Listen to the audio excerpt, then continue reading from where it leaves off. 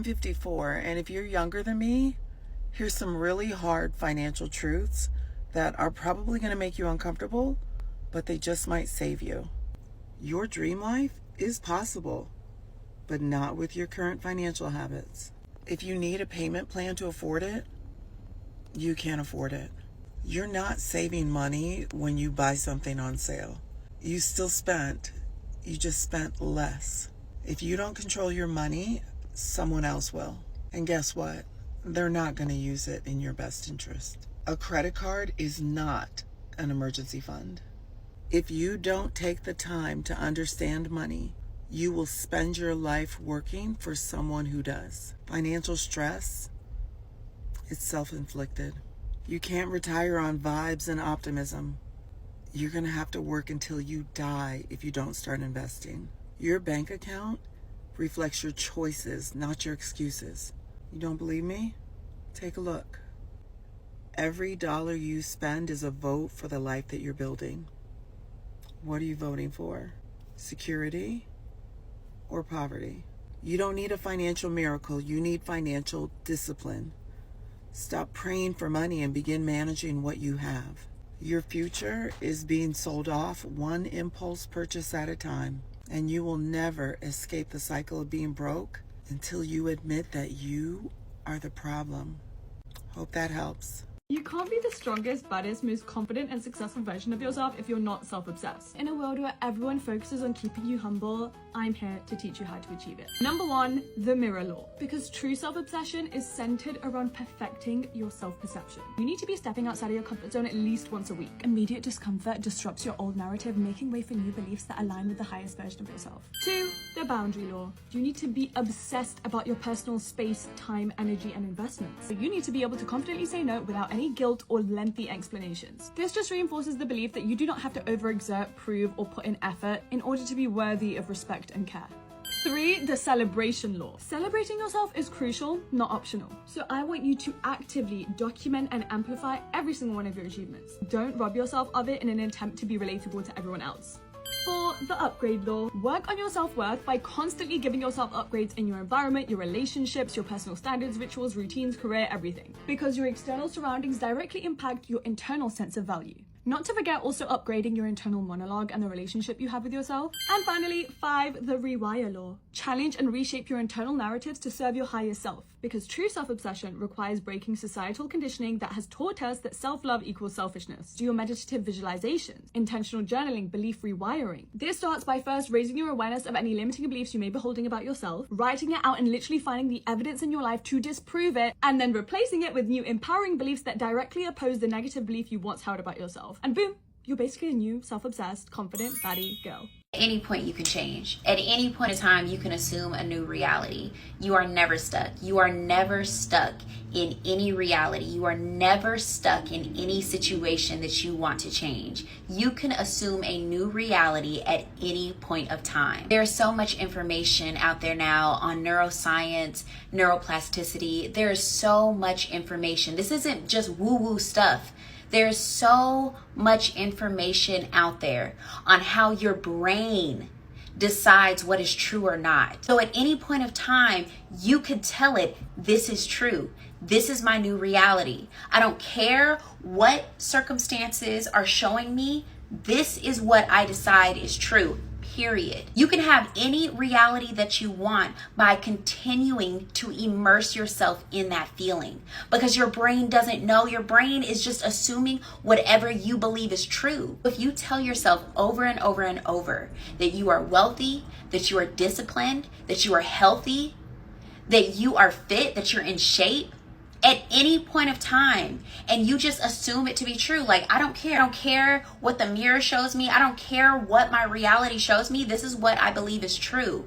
At any point of time, that will be true.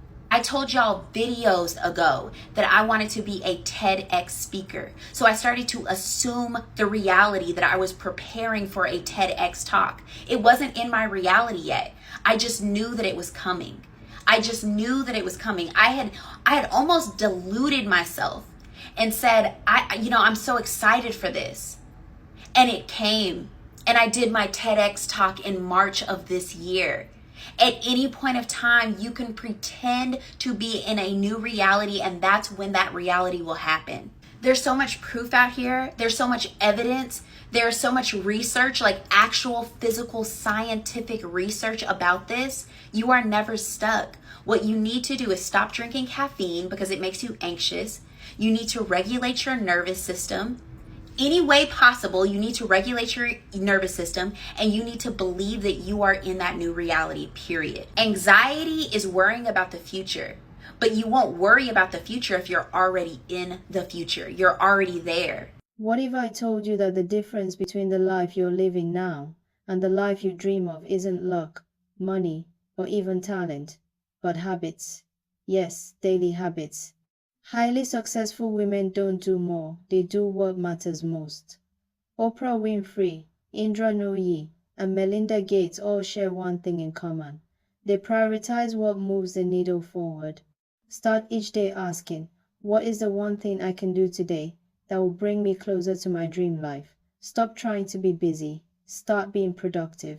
Energy is the fuel for success. Highly successful women control not just where their time goes, but where their energy goes. They set boundaries. They say no unapologetically. They choose environments and relationships that help them grow, not drain them. If you are someone who knows deep down that you are meant to live a big life, your dream life, meant for a luxurious life full of abundance, but you don't know how you're going to get there, I want you to listen to this video. Save this. So I took the traditional route that we are all told to take after high school. Although I had no idea what I wanted to do with my life, I went to college and I put my head in the books because that's what we're told to do. Go to college, get a degree so that you can get a good job and work for the next 40 years. But something always fell off for me in school, okay? I never really felt aligned with any of the career paths. School just was not interesting to me at all. I always felt really lost and stuck, and this actually left me feeling pretty depressed. So I knew college was just not the right path for me. So I ended up dropping out pretty early on, and I started working multiple jobs, as many jobs as I could, working in nightlife. I worked so many jobs, just trying to get by month after month, and only just to pay the bills.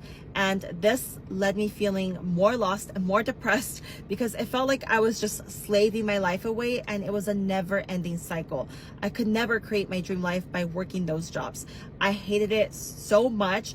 So one day, I think after I actually quit my jobs, I ended up Googling how to make money online after I had saved up enough money from all of those jobs. And I found out about Amazon FBA, and this is when my life completely changed. I ended up launching my first product, took a course because I saw a girl on YouTube who was around my age, and she was living my dream life. She was traveling to exotic islands and working on her own schedule. Plus, she was making hundreds of thousands of dollars per month, all from her laptop. This got me so excited. I took the opportunity to learn exactly how to do it through courses on my own as well. And that was the best decision I could have ever done for myself, that I could have ever made for myself. Fast forward to now, I've been basically a digital nomad for the last 5 years. I've lived in over 9 countries. I just bought my dream G-Wagon about 1.5 years ago. I paid it off. I make more money in a day than what I used to make in an entire month with all the old jobs combined, which is just wild to think about. But I want this just to serve as inspiration. If you see girls like me who are living this life, know that it is so possible for you to, with effort. Don't settle. This is just a reminder not to settle, okay? There are other options out there. And if you are curious about my journey, just go here. Okay, Rich Girl Habits 101. If you want to look rich, act rich, be rich, you need to be very clear on what you want in life and then stand 10 toes down on that. Be very strict about that. And what I mean is ask for exactly what you want in life. Your lifestyle, your habits, your decisions should all support what it is you want. And when I say ask exactly for what you want, is a lot of times, especially us ladies, we'll ask for things, but there's always a but there's a disclaimer, or we're scared to ask for exactly for what we want because we think maybe it comes off greedy, it comes off too much, it comes off ungrateful, all of the things. And you really have to adopt the mindset that you are deserving of the things that you want in life. Ask for it with no disclaimers. Cut the disclaimers, okay? The minute I started asking for exactly what I want, period, no disclaimers, no added explanations, is a moment The moment life started giving me exactly what I want. Once I started stepping in that full wholeheartedly, like, no, I deserve this. This is what I want. And I'm not negotiating with myself or you or that person or that job or that thing, is exactly when life rewarded me. And I think life and people can sense when you're willing to negotiate your price, when you're willing to entertain the watered down, the almost version of the things that you want in life.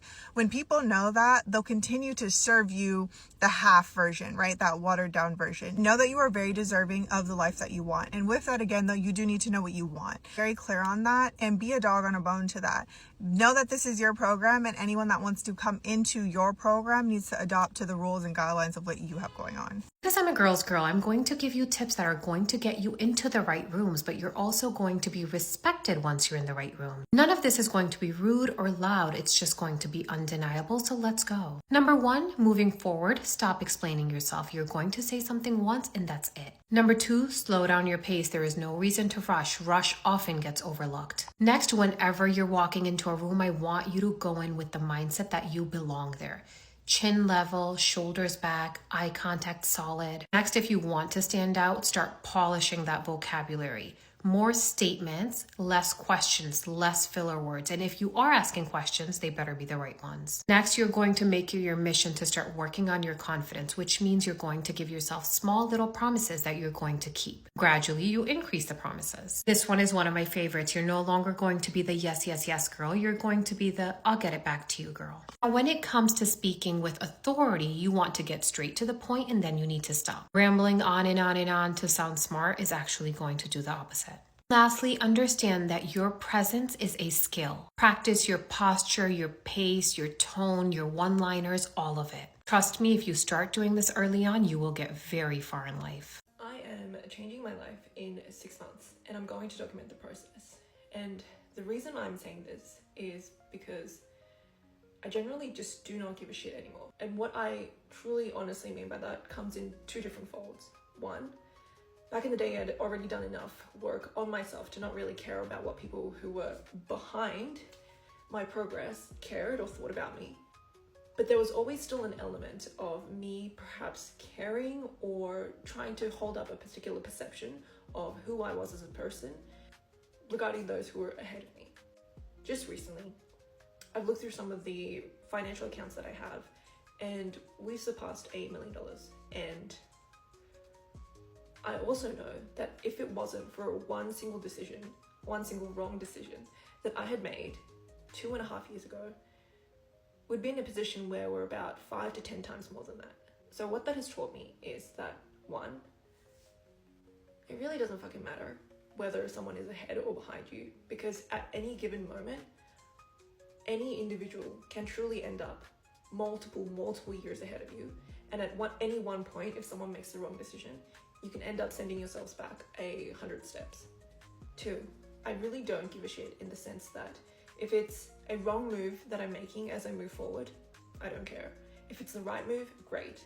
But if it ends up sending me another 100 steps back, so be it. I really just don't fucking care anymore, because what I've realized throughout the last 2.5 years since I've made that wrong decision was that whether I'm making the right decision or not, it's a whole learning process. And if I'm not making these decisions fast enough, that is going to cost me experience that will help propel me forward even quicker when that time comes around where I'm making even more right decisions as I'm going. And it's really, really freaking funny, because to a lot of millennials, I'm probably living the millennial dream. I've bought a massive 2.5 acre home. It has about, I don't know, freaking 6 bedrooms. It has a fucking fountain of all things. But I've come to the conclusion that I don't fucking want it. What truly matters to me at the end of the day is only one single thing, and it's fucking progressing. That's all I freaking care about. So, in light of the new year, I am going to get rid of this place. I am going to make some serious changes because I do not like where I have been stuck for the last 2.5 years. And I'm tearing up not because something gravely terrible has happened, but because I'm so fucking disappointed in myself at the pace in which I have been moving, when the opportunity to move much quicker has been there all along. So here's to 2025. and doing things differently. If there is something out there that you want, you need to go out there and get it. No one else is gonna fucking do it for you. Best of luck. Planning feels productive, but only doing creates results. Successful women don't wait until they are ready. They start and figure things out along the way. Don't wait to be perfect. Don't wait to feel brave. Start messy. Start afraid. Just start. Success is rarely achieved alone. Strong women surround themselves with people who inspire, challenge, and support them. They collaborate, they share, and they elevate others. Surround yourself with people who mention your name in a room full of opportunities. This is the habit that changes everything. Successful women don't just hope for success, they truly believe they deserve it. They don't shrink their dreams, they don't dim their light to make others comfortable. They show up fully because if they don't believe in themselves, who will?